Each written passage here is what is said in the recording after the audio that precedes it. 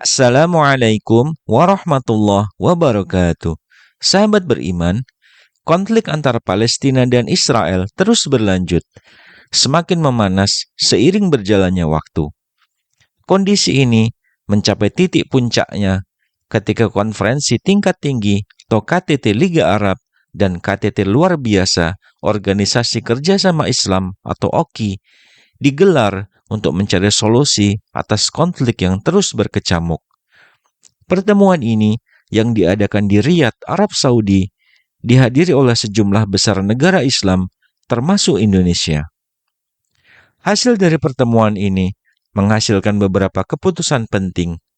Salah satunya adalah kecaman terhadap agresi militer Israel ke Gaza dan kejahatan perang yang dilakukan oleh Israel.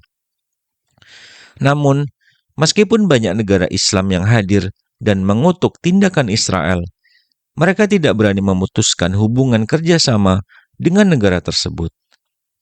Ini menimbulkan pertanyaan tentang sejauh mana keputusan-keputusan ini hanya retorika belaka tanpa tindakan yang konkret. Iran, salah satu negara yang berani memberikan masukan tegas, menyarankan pemberian sanksi terhadap Israel.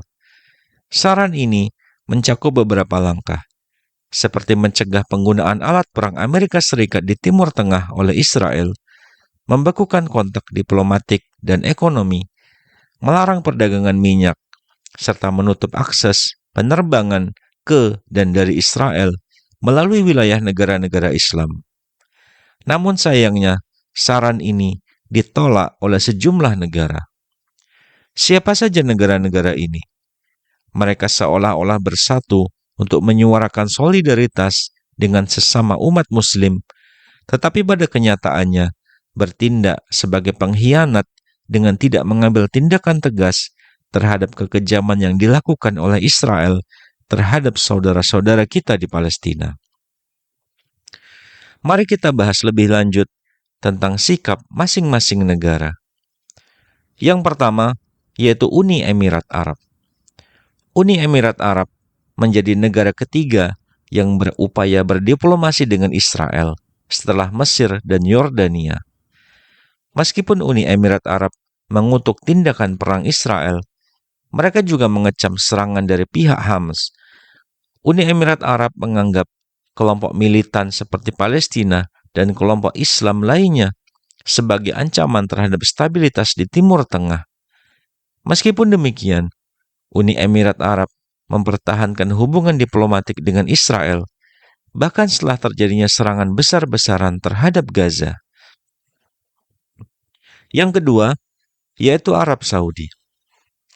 Arab Saudi, negara yang memiliki posisi penting dalam dunia Islam, karena menjadi tuan rumah dua kota suci, yaitu Mekah dan Madinah, juga mempertahankan hubungannya dengan Israel. Meskipun Israel melakukan serangan besar-besaran terhadap Emirat, Arab Saudi menolak proposal untuk memutuskan hubungan diplomatik dan ekonomi dengan Israel. Keputusan ini mengecewakan banyak umat Muslim yang mengharapkan Arab Saudi akan mendukung Palestina secara penuh. Hal ini mungkin mengagetkan kita semua karena negara Arab Saudi merupakan negara yang mencerminkan Islam, tanah dan lahirnya dari seluruh umat Muslim yang ada di dunia berasal dari satu negara ini. Kita tahu Arab Saudi memiliki Mekah dan Madinah yang merupakan kota suci bagi seluruh umat Islam di dunia. Setiap tahun, setidaknya ada jutaan umat Muslim yang berkunjung ke negara ini, sehingga tidak heran Arab Saudi menjadi negara yang sangat diharapkan untuk bisa membela dan mendukung kesejahteraan rakyat Palestina. Yang ketiga, yaitu Mesir. Sebagai negara yang memiliki sejarah panjang dalam konflik dengan Israel, Mesir memilih untuk tidak campur tangan secara langsung dalam konflik terkini. Mesir menetapkan posisinya hanya sebagai pembawa pesan perdamaian tanpa kekerasan.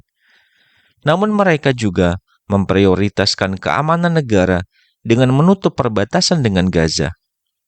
Mesir mendukung dekolonisasi Palestina, tetapi menolak pengungsi dari Palestina. Khawatir akan terjadi kudeta atau serangan terhadap negaranya. Yang keempat, yaitu Djibouti. Meskipun negara ini mungkin kurang dikenal, Djibouti memiliki peran penting dalam perdagangan di Timur Tengah. Meski memiliki hubungan diplomatik yang baik dengan Israel, Djibouti menolak tindakan tegas dengan Israel dalam pertemuan KTT Liga Arab.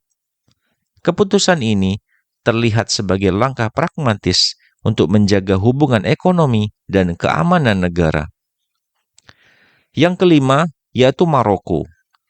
Maroko yang secara sejarah berseteru dengan Israel juga memilih untuk tidak memberikan sanksi kepada negara tersebut. Meskipun telah lama menjadi pendukung perjuangan Palestina, Maroko telah menjalin hubungan yang erat dengan Israel dalam beberapa dekade terakhir.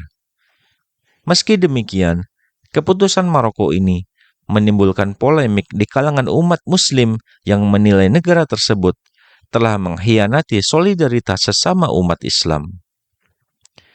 Negara keenam yaitu Bahrain. Bahrain memutuskan untuk melakukan normalisasi hubungan dengan Israel tanpa memberikan sanksi apapun. Keputusan ini diambil dengan harapan membuka jalan untuk dialog yang lebih konstruktif. Meskipun mendapat kritik keras dari sebagian besar umat Muslim yang mengharapkan solidaritas dalam menentang agresi Israel. Negara ketujuh yaitu Sudan. Sudan yang sebelumnya mendukung perjuangan Palestina akhirnya melakukan normalisasi hubungan dengan Israel atas desakan Amerika Serikat. Langkah ini diambil untuk mengakhiri sanksi yang diberlakukan oleh Amerika Serikat terhadap Sudan sebagai negara sponsor teroris. Meskipun kontroversial, Sudan memilih untuk membuka diri terhadap Israel demi kepentingan politik dan ekonomi negaranya. Negara kedelapan yaitu Qatar. Qatar merupakan negara yang memiliki peran penting dalam politik dan ekonomi regional. Meskipun Qatar secara resmi mengutuk tindakan agresi militer terhadap Palestina, negara ini juga mempertahankan hubungan yang relatif baik dengan Israel. Qatar terkenal sebagai mediator dalam berbagai konflik di Timur Tengah dan telah berperan dalam upaya perdamaian di Gaza. Namun, Qatar juga dikecam oleh sebagian umat Muslim karena dianggap terlalu pragmatis dalam menjalankan diplomasi, terutama ketika melibatkan kepentingan ekonomi dan politik mereka. Negara kesembilan yaitu Turki. Sebagai salah satu negara yang mayoritas Muslim yang memiliki sejarah yang panjang dalam dukungan terhadap Palestina, Turki menjadi salah satu negara yang paling vokal mengecam tindakan Israel. Presiden Turki, Recep Tayyip Erdogan, secara terbuka menyuarakan solidaritas dengan rakyat Palestina dan secara konsisten mengutuk tindakan agresif Israel. Turki juga aktif dalam memberikan bantuan kemanusiaan dan rekonstruksi di Gaza. Namun, meskipun retorika keras dari pemerintah Turki, hubungan ekonomi antara Turki dan Israel tetap bertahan, menunjukkan bahwa faktor-faktor ekonomi juga mempengaruhi sikap suatu negara dalam konflik tersebut. Kedua negara terakhir ini menunjukkan pola yang berbeda dalam menanggapi konflik Palestina dan Israel. Dengan Qatar cenderung mengambil pendekatan yang lebih pragmatis, sementara Turki lebih vokal dalam mengecam tindakan Israel. Ini mencerminkan kerumitan politik dan diplomasi di Timur Tengah, di mana faktor-faktor seperti kepentingan ekonomi, geopolitik, dan pandangan politik internal memainkan peran yang signifikan dalam sikap suatu negara terhadap konflik tersebut. Keputusan-keputusan ini menunjukkan kompleksitas politik dan diplomasi di dunia Islam, di mana faktor-faktor seperti kepentingan ekonomi, politik, dan keamanan mempengaruhi sikap suatu negara terhadap konflik di Palestina. Meskipun banyak umat Muslim yang mengecam tindakan negara-negara tersebut, realitas politik internasional seringkali memaksa mereka untuk mengambil langkah yang pragmatis demi kepentingan nasional masing-masing. Ini menimbulkan pertanyaan tentang kesatuan umat Islam dalam menanggapi konflik di Palestina, serta peran solidaritas dalam mencapai perdamaian dan keadilan bagi rakyat Palestina. Wassalamualaikum warahmatullahi wabarakatuh.